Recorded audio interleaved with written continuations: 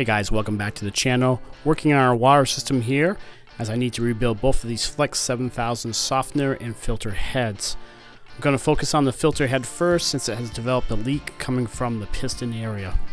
Now this isn't going to be a full featured step-by-step video, but rather just showing you the overall build process for this Fleck head.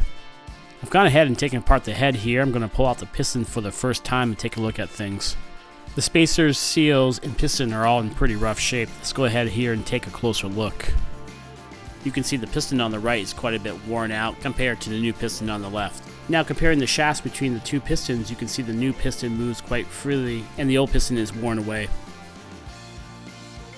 Altogether you have 4 spacers and 5 washers and a piston in this unit. The difference between the filter and the softener head is that the piston is quite a bit shorter and has less grooves on it in the filter system.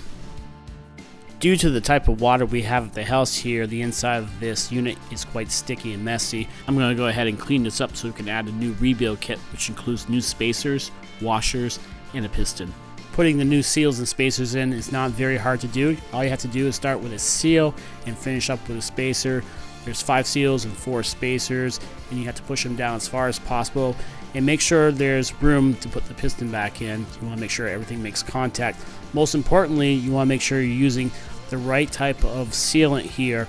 I've gone ahead and used the approved silicone lubricant here to go ahead and put on each of the seals. That's really important to do. Anything that has a gasket or a seal, you want to use that silicone lubricant.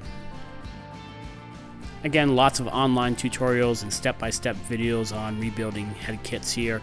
I'm going ahead and speeding things up just for the purpose of time.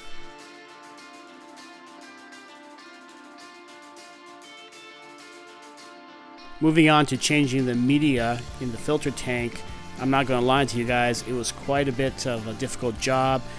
In the basement, I had to use a shop vac to get enough of the sand out of this to get it in a state where I could actually lift it out of the basement. And that was quite a difficult job to do. It took a long time. It was kind of frustrating. I had to get the thing on its side to be able to shop vac and so forth. I didn't have to change the media, but I figured I would do it because I had the head open up and I also had extra media on hand to make this happen. The media used in this resin tank is Chemsorb. It's also called Zeolite and Nexan. It's all the same thing. It works really well. It's basically a glorified sand filter. And this is the resin tank that goes right before our carbon filtration system.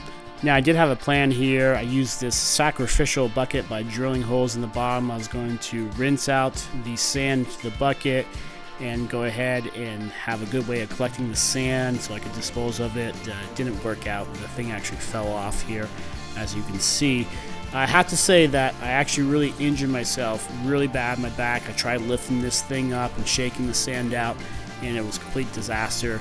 Worse yet, I kept working through this back injury, and I actually got pretty laid up for a couple days. It was not fun. I can't certainly stress enough that you have to have some kind of good plan for getting the media out. In this case, sand is really a tough thing to get out. You have to use lots of water here. Get the vessel on the ground, fill it with water, lift it a little bit, get the sand out, keep doing that process back and forth. Eventually you'll be able to empty the sand. So this is where I put a big bear hug around the resin tank here, and I completely threw out my back here by trying to lift this thing up and down, and definitely not a good thing to do. Foolishly, I kept working here, but I was determined to get the job done. Unfortunately, it really took an extra toll on my back.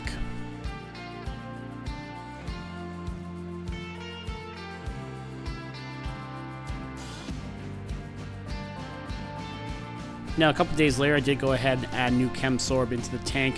Usually you want to add your media outside just because of dust and so forth, but because of the weight of the sand, I went ahead and did it downstairs. I did it in small increments and got it in as quickly as possible, and went ahead and added water to fill up the tank. I didn't have to change the media, but I figured I would do it because I had the head open up and I also had extra media on hand to make this happen. Hooking this up was pretty easy. I went ahead and reinserted all the parts here, started a backwash cycle. The tank has been leak free and we've had no issues, so a good DIY repair here. Hey guys, thanks for watching. Please like, subscribe, leave a comment, and please be sure to have a fantastic day.